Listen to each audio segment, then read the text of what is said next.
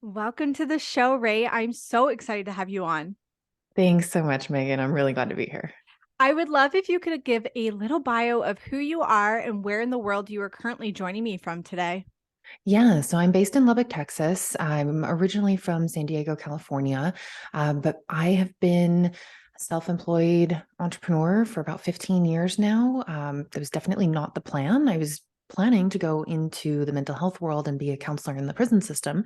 Um, Kind of following my parents' footsteps. They were both in law enforcement, and life just took me on a completely different path. And I'm incredibly grateful that I've ended up here because I have an amazing husband, amazing house, amazing town in this little dusty corner of Texas. And I just can't imagine life any other way. So now I run a content marketing agency and I'm also a business mentor for other self employed creatives.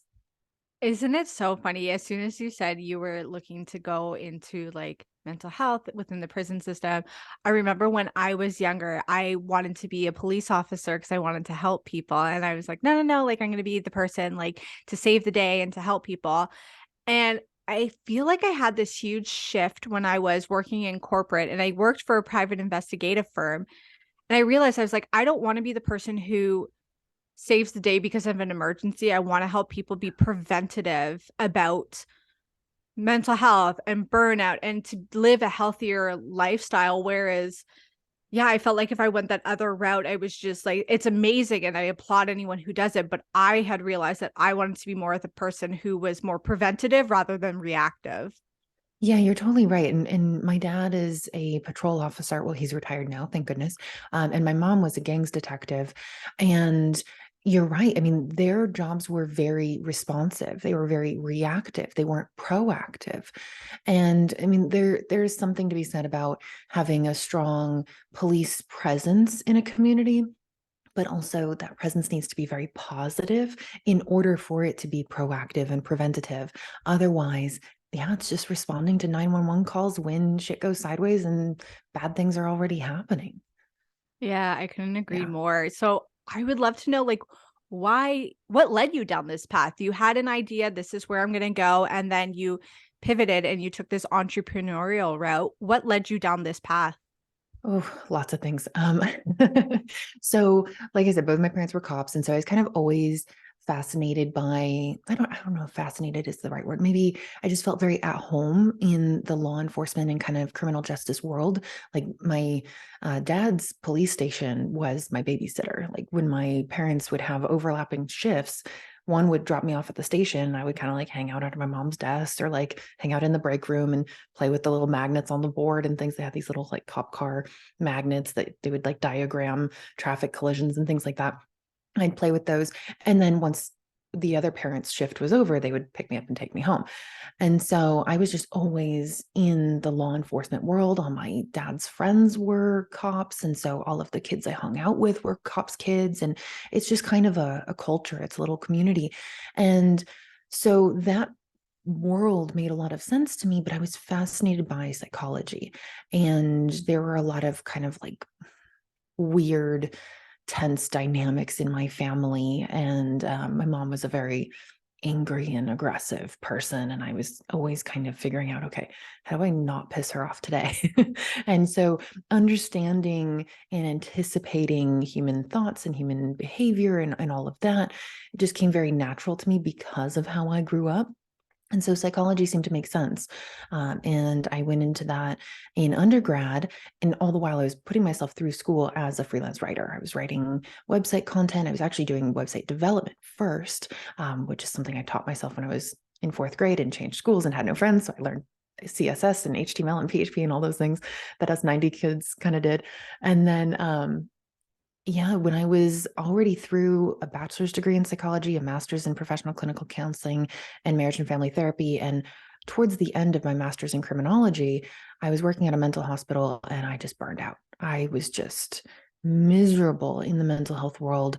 The revolving door of seeing the same patients all the time, coming in with the same problems and we're applying the same protocols and they're never getting any better. I just couldn't do it anymore. And so I threw myself full time into the kind of side hustle that had been my financial stability through all of it. And that was one of the best decisions I ever made, because it was really where I flourished and where I was able to strip away all the things that were stressing me out and just adding so much unhappiness to my life. And I was able to create this world, schedule, business model, everything that was totally custom to me, so that I could heal from things that had happened in my past and really find my footing to thrive. It makes so much sense. And one of the topics I really want to talk to you about today is like holistic, like do we heal from stress and on a holistic level? And I feel like there are amazing people out there who have incredible jobs that are very high stress.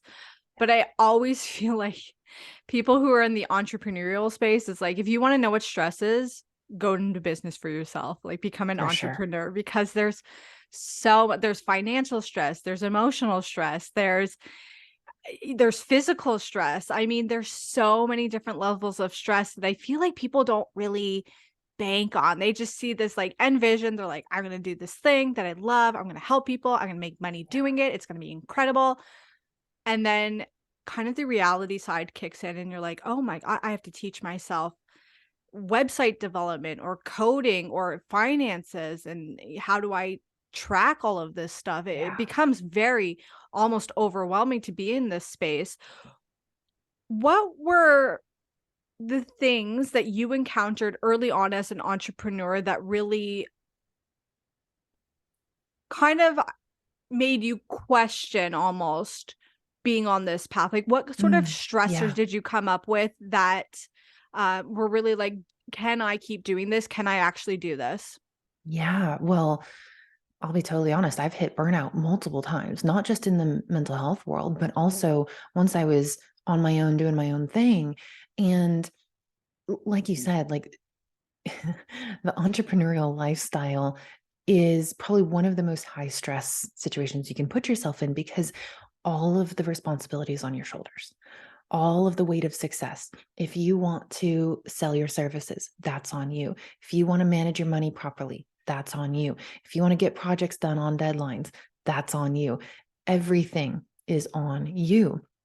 And I would say early on, there were a couple times where I just completely burned my business to the ground and started over. And I think the catalyst to that was not valuing the service that I was providing. And so there was a long period of time where I was doing blog posts for like $25 a pop. I was writing articles for car dealerships and manufacturers. So like Toyota, GMC, all of that. And they were just, oh god, they were so painful to write, because it was like, give me the specs on this vehicle. And I'm like, oh my God, this is the same exact thing over and over and over again, just with a different horsepower. And it's just like, you have to meet your financial obligations. I was sharing a mortgage with my, at the time, boyfriend, now husband. I had, cell phone bill, electrical bill, like all of these things, student loan debt to pay off. You're trying to meet a certain financial threshold every month. And at $25 per blog post, you can imagine how many blogs I had to write. So some days I was at my desk typing for 16 hours a day. And it was just this constant grind of, what do I have to look forward to other than waking up, going to my computer, and trying to make money to pay bills? And I don't believe that that's what life is all about. And unfortunately, that's what a lot of entrepreneurs get caught up in, because that's what's close. That's what's like right in front of your face is make money, make money, make money, pay the bills.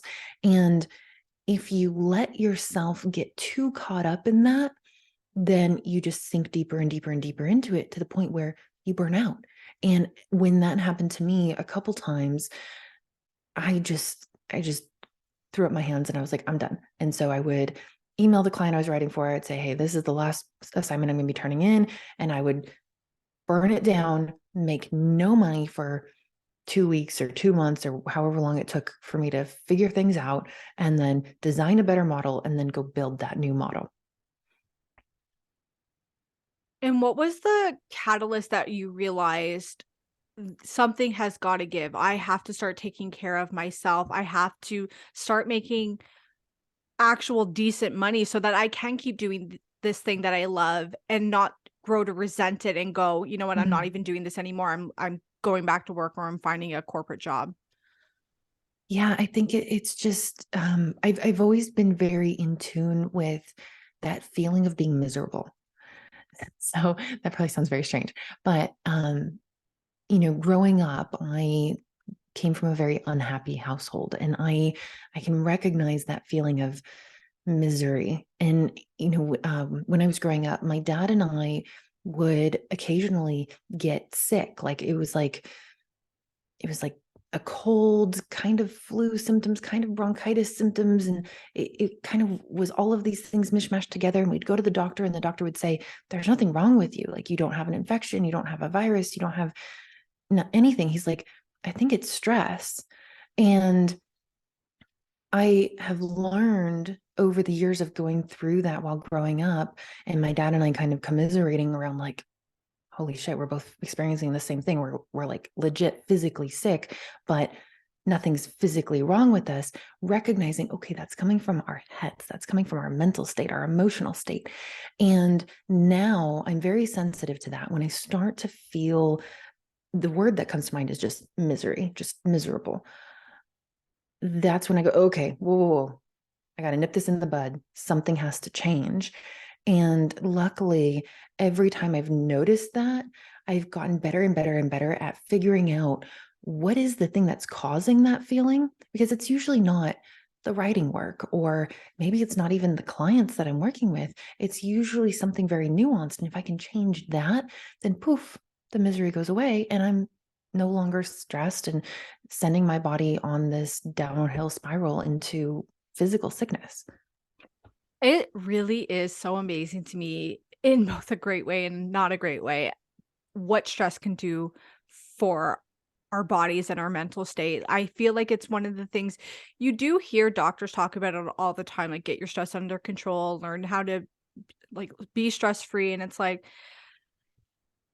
there's always gonna be things I think that throw us for a loop or that give us Yeah. stressful moments in our lives, and I think it's really important that we just learn how to deal with it because you're never gonna live a stress-free life, so you have to learn how to cope with it and how to adapt and pivot and all of that stuff, and it's funny because I have a similar story too. I used to get sick all the time, and I do believe there's an aspect of, like, you have to make sure you're taking care of your nutrition and, Yeah, doing absolutely. exercise and stuff, but I feel like we all know those people that are like, you eat pretty well, you may not be lifting weights in the gym for an hour every single day, but you're relatively active, but they're Yeah. always so stressed and they're always so sick, and you're like, Yeah.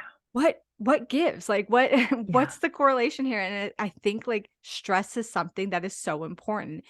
So, if you have a client who is you're working with them even, like, on a business level or a Mhm. mentoring level, and they're like, "Oh, Ray, like, I'm so stressed all the time. I'm stressed about money. I'm stressed about, meeting these deadlines. I'm stressed about, like, will I actually be able to make this a full-time job that pays the bills and gives me, a life." Yeah. What are you where are you beginning to coach them on? Is it, "Okay, like, let's not even worry about work right now. Let's worry about getting your stress under control by" are you looking at sleep with them? Is it breathing? Like, what are some of those tangible things that you do with clients to get their stress under control? Yeah, that's a great question. So the first, absolute first most important thing is to realize that stress is a mindset. So we've all heard this kind of evolutionary story of how stress came into our present day lives, where the lion is chasing us. We need to be stressed because then it, sends money to sends money. Did I just say that? Sends blood to our extremities, and it allows us to run faster. It allows our heart to beat faster. It allows our eyes to be sharper. It allows our hearing to be sharper and pick up on, okay, what direction is the lion coming from, so I can get up this tree and hide and get safe and survive. But nowadays, we don't need to survive a lion attack. We don't need to preserve ourselves from getting eaten. And yet we're still feeling the exact same ramifications of stress. So where does that come from? If it's not coming from outside of us, and of course, naturally, there are going to be situations where if someone's in an abusive relationship, or if they are perpetually hungry because they don't have enough money to buy groceries, or if they're homeless, yes, those are external stressors. But for the majority of people nowadays, the stress is coming from within. And if you can, first of all, be aware of that. Second of all, identify, where is that stress coming from? Is it your job? Is it your relationship? Is it your kids? Is it your living situation? What is kind of causing, is it pressure that you're putting on yourself to meet certain goals? Where is that coming from? And then the third step is giving yourself a really stern reality check. Because a lot of the entrepreneurs that I work with, they tell me, man, I really got to hit this 5K mark. There's only 5 days left in the month and I've only hit 3,500. I don't know how I'm going to do this. And I'm like, wait. Why do you have to hit 5K? Oh, well, that's the goal I set for myself. Okay. So if you set the goal and if you set the deadline, then doesn't that mean that you can change the goal and change the deadline? It's fully within your control. And that's just one example, but oftentimes the stress that we experience is put on us by ourselves, which means it sounds like I'm putting the blame on the victim, but at the same time, it means that you are actually empowered. You are now in control. You can change your circumstances and eliminate your stress like that. And to your point, there's never going to be anybody who says, oh, I live a completely stress-free lifestyle. No, of course, there's always going to be things that stress us out, like, oh shit, I forgot my husband's birthday. I got to go run and grab a card and, write something sweet in it. And like, that's stressful. But the quicker you can recognize the stress and do some mental cueing to reframe the situation and say, wait a minute, this actually isn't life or death. I'm in full control of this. The world is not going to collapse because I don't write this blog post today. It's okay. The sooner that you can reframe that for yourself, the sooner your stress symptoms go away and the shorter your duration of experiencing the stress that causes the illnesses and all these other things that can happen, the shorter that is. I want to ask you like a two-part question. And my Sure. first part of this question is, if you specifically are in a moment of stress, whether it's related to like a work deadline or uh, a family stress that's in this moment, it's like you're freaking out and having a stressful moment. What are things that you do specifically in that moment? And it can be you know, afterwards, but like, are you stopping what you're doing and taking a deep breath? Are you, rewiring your brain to be like, okay, like really what is the worst thing that could happen right now? Like, what are the things that you do in the moment to help combat stress from your life? Yes, I'd say the most common stressor that I experience nowadays is overwhelm. And it's kind of like these like champagne problems, right? Like first world problems where business is going so well that I am overwhelmed with work. And I can sometimes get in my head of like, oh my God, I'm going to let this client down and let this client down. What if I can't get this done in time? I got to get this done in 20 minutes because I got this meeting that's coming up. I can kind of get in my head about all the overwhelm and all of the demands that I'm dealing with within my business. So typically what I do, once I start feeling that sense of overwhelm, I make a list. I write down everything that is contributing to my overwhelm, whether it's work related, whether it's, oh, I got to refill the dog's food container. Oh, I've got to go check on the chickens. Oh, I've got to do whatever it might be. I write everything down. And then I look at my list and I go, okay, are any of these actually super pressing? And I ask myself that question in the context of what is most important? Why am I doing this? Why am I running my own business? Why am I working from home? Why am I, creating this schedule and this routine for myself? Why am I setting these goals for myself? Why? And the ultimate goal for me, and this is going to be different for everybody, but for me, it's so that my husband and I can spend time together and travel and make memories and have adventures. And so when I think about that, typically once I've made my list, I go, oh, well, if the priority is to spend time with my husband, why don't I just go give him a hug? And then I do that. I come back to my desk and then I go, okay, so which one of these things is most important? Because even if I get none of them done, the thing that's most important to me, my husband and my family, they're still going to be there. So that really calms me down because it gets me out of that spiral of, oh my God, oh my God, oh my God, oh my God, oh my God, the to-do list. And instead goes, oh, the to-do list is not actually the life-threatening thing that I think it is. And what's actually really important to me isn't even affected by it. And then suddenly I can think clearly, prioritize, and be productive and chip away at the list. What are things that you do on a daily basis or weekly basis that help you to start your day off well, maybe even end your day well, like health and wellness rituals that you do that you find really help to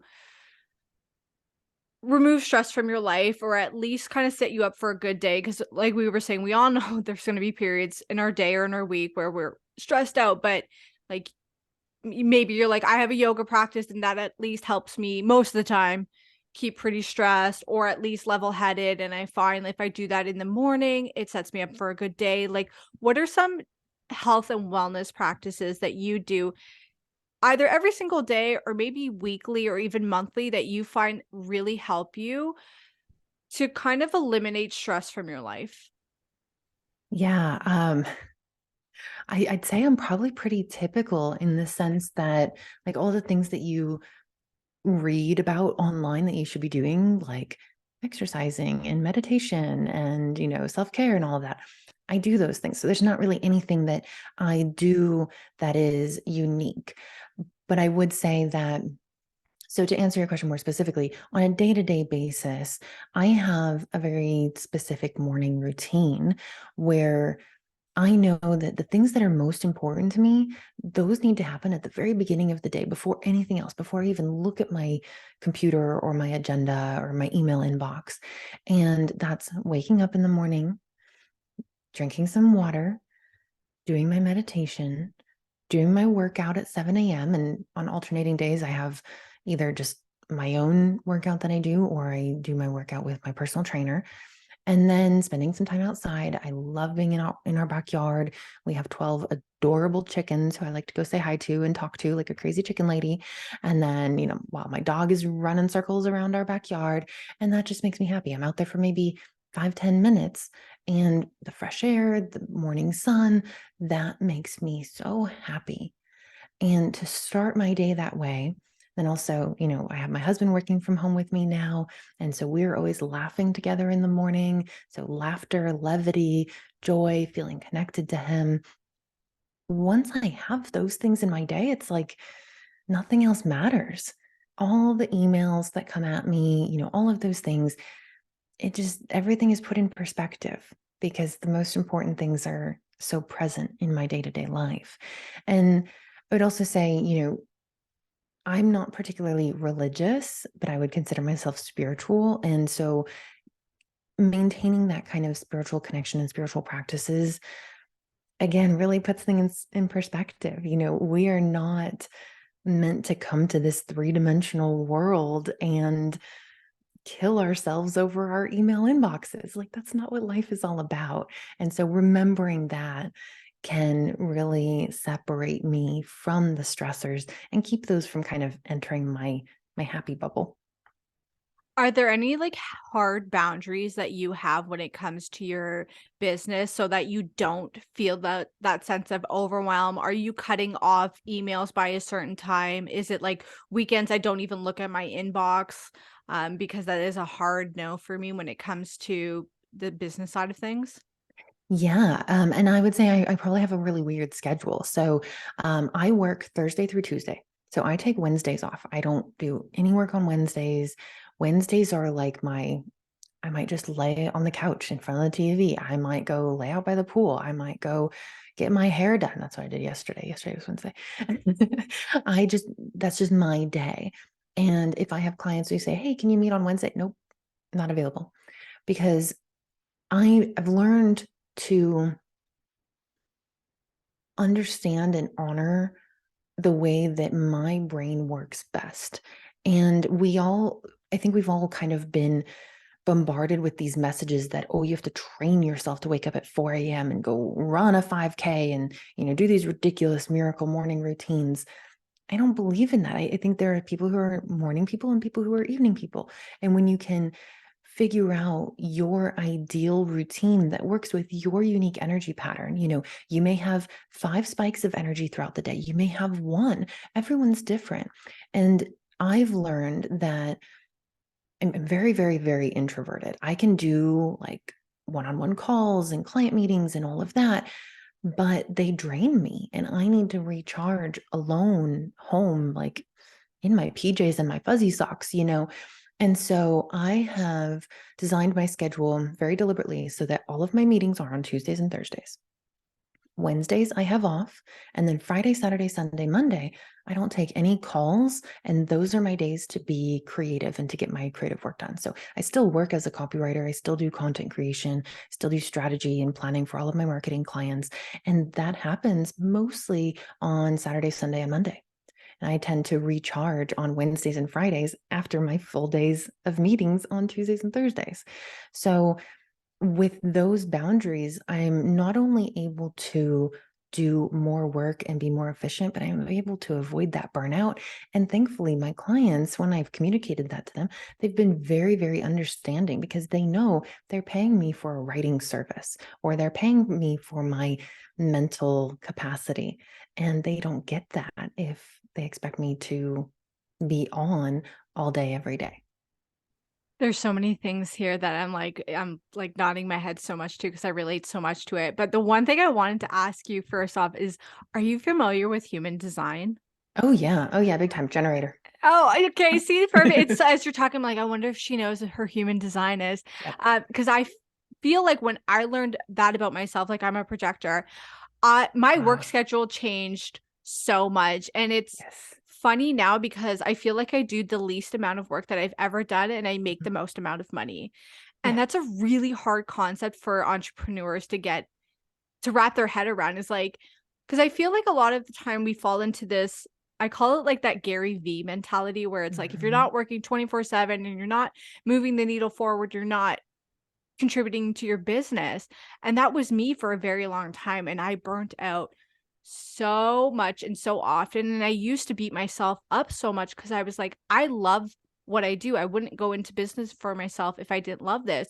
So Yeah. why am I burning out all the time? All the time. And like not a day burnout, but it would be weeks or like a month where it was like, I Yeah. have no energy for Yeah. anything.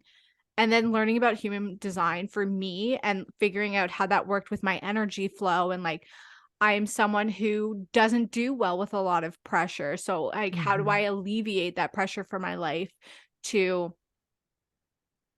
give myself that space?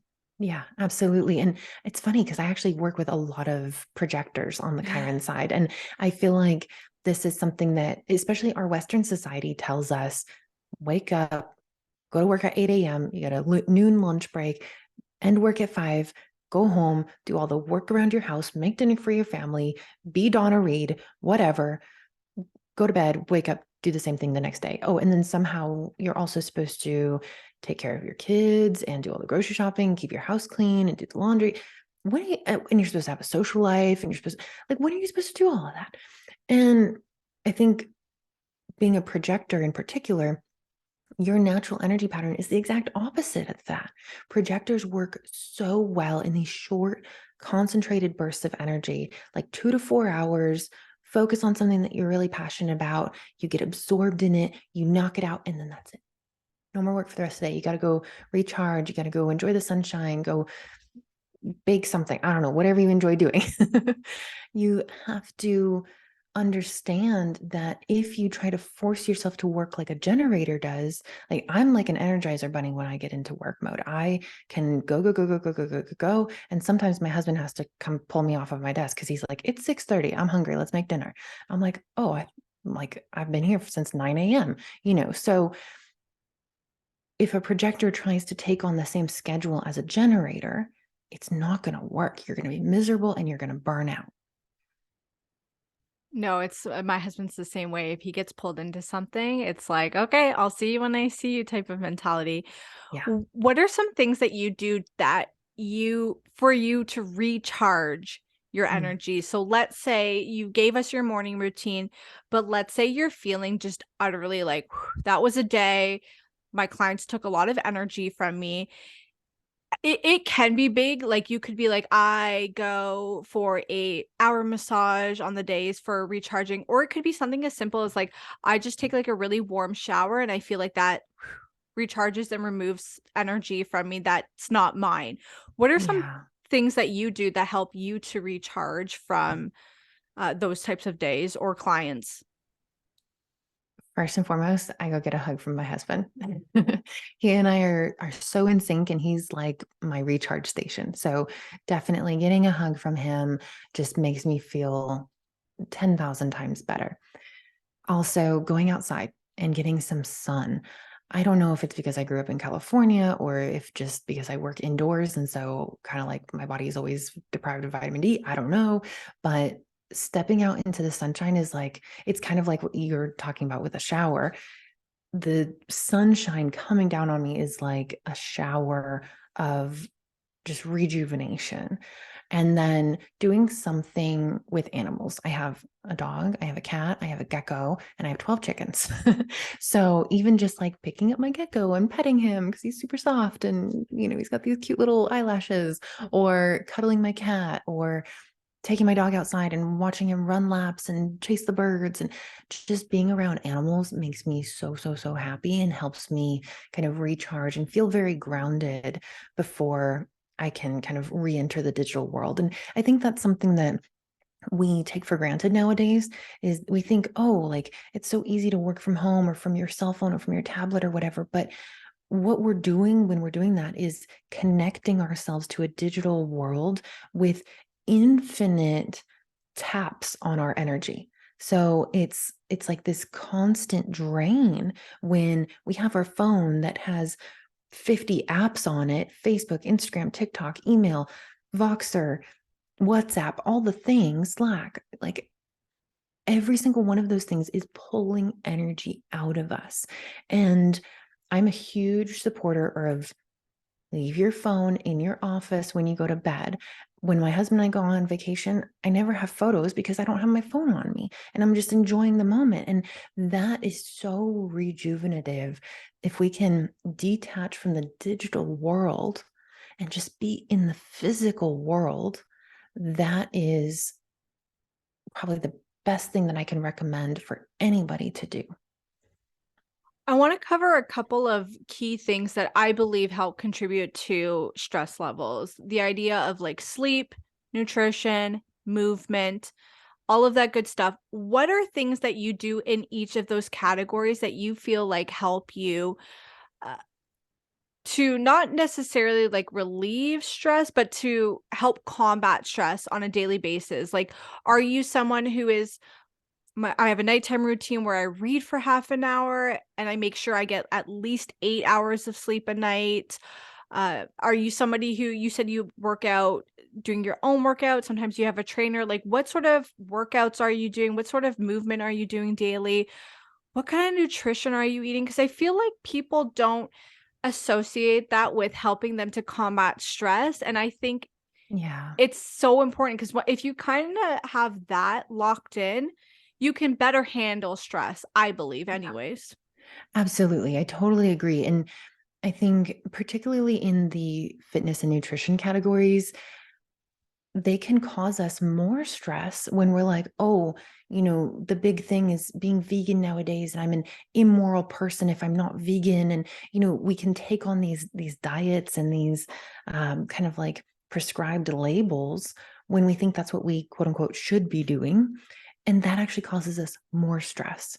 So for me, I've learned over the years that my body just hates carbs. When I eat carbs, I feel slow, I feel sluggish, I feel bloated, I retain water, my head is foggy. So I eat a mostly either low carb or ketogenic diet. I do really well with lean protein. I eat hard boiled eggs every day. Don't do a whole lot of dairy, but sometimes cheese with dinner. And then vegetables, like I literally crave vegetables. So we have a salad probably every other day. And then sometimes I'm just like, I don't know, I'm craving something green.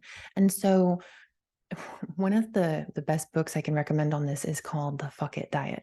And it's all about basically stripping away all of the shoulds placed on us by Atkins and paleo and um, what else is there, like Whole30 and all of these things that say this is how you should eat to lose weight or to be healthy or be a moral person or whatever. And instead, just listen to your body. What is your body craving? My body craves protein and my body craves green vegetables. So that's predominantly what I eat. In terms of exercise, same thing. Like we download these apps that have these 30-day fitness regimens and things like that. But is that like when you look at that and you're like, oh, I'm about to go to the gym, do you feel excitement? Do you feel like, oh, this is going to feel so good? Or do you feel dread? If you feel dread and you're like, oh, I have to force myself to do this because this is the healthy thing to do, then that's causing you stress. That's not the healthy thing to do.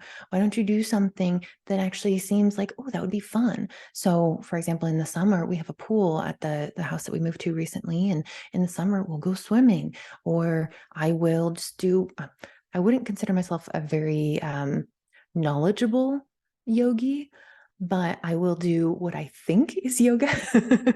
And it's just like whatever feels good for me. Like I love downward dog. That's the one that like loosens up my shoulders and helps me stretch out my abs because I sit at a computer for a large portion of the day. Just going for walks outside. We have a pretty large property, so walking across the yard to the chicken coop and things like that.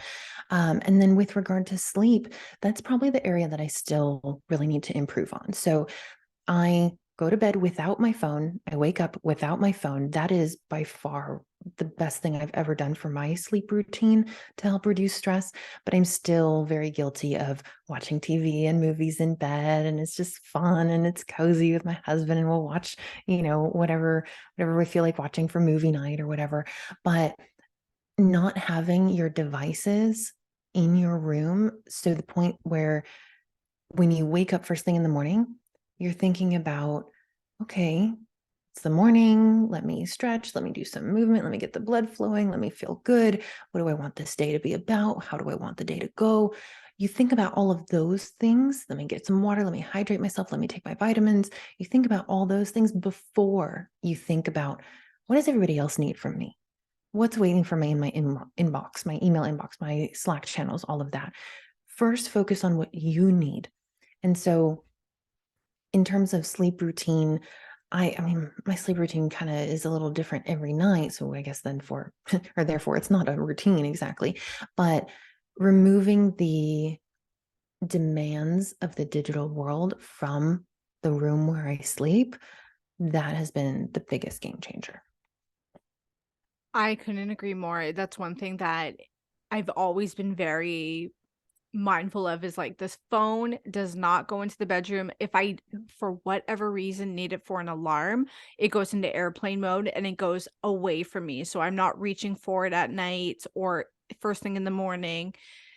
It's one thing that I think people don't really think about so much. And I think it's really, really important. And I love what you said it too about the diet because it's funny. I just brought up Gary Vee is in the sense of like if you're not working or working 24/7, you're not making contributions to your business or whatever. But he, on the flip side, he had just did a post like "fuck your shoulds," and it was essentially like stop doing what people think you should be doing or what you should be doing. Like it's you're not serving anybody if you're always stressed about that or thinking about that. And it's I often find because too I am in the yogi world, there is like this. Uh, you should be a vegan or vegetarian. And I'm like, that doesn't work for me. Do I Yeah. eat vegan or vegetarian food? Yeah, I do. I like it.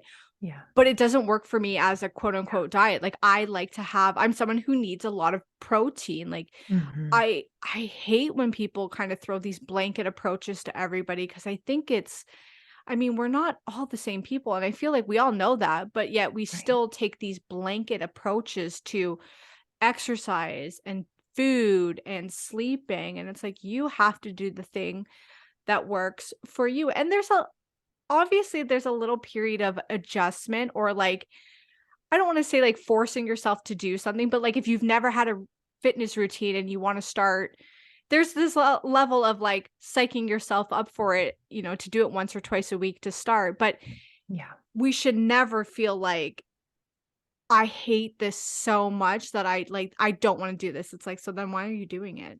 Exactly. Exactly. And I think the, you make an excellent point that a lot of these diets claim this is the way to be healthy. This is the way to save the world. This is the way to lose weight, whatever the claim may be. But they're not taking into account everyone's individuality. And I would say veganism works really well for some people, and vegetarianism works really, really, really well for some people. Keto works really, really, really well for some people. And you have to figure out what kind of person are you in order to figure out what is the thing that's going to work for you. And if you just let people layer these shoulds on you and tell you what to do, you're just always looking outside yourself for the answers. And that's one thing that I really encourage my clients on the Chiron side to do is look inside, look inside, look inside. Now, of course, if they're like, hey, Ray, how do I get clients in my business? I'm not going to be like, well, what do you think? Look inside. No. But when it's like, hey, what kind of schedule do I need to have to be more productive? Or what kinds of creative work should I be doing and offering as a service? Or, how should I be structuring my routines for fitness and nutrition? Should I eat 5 small meals a day or should I eat once a day? And that's the other thing. I tend to eat one meal a day. Sometimes I have a snack, like I had 2 hard-boiled eggs this morning, like, but for the most part, I eat one meal a day. That doesn't work for everyone. And so you have to look at what works for you. When have you felt the best in the past? What were you doing at that time? Okay, great. That's a starting point. Let's replicate that today. Give it 2 to 4 weeks, see how you feel, tweak and optimize from there. And if you continue to do that, you're just going to get better and better and better, healthier and healthier and healthier. Despite what everyone else is saying is right or wrong, you need to figure out what's right for you. Is there anything that I haven't asked you that you want the audience to know about, whether it's a holistic stress relieving tip that you have found to be invaluable in your life or anything along the lines of like combating stress that you're like, you didn't ask me this, but I want the audience to know this?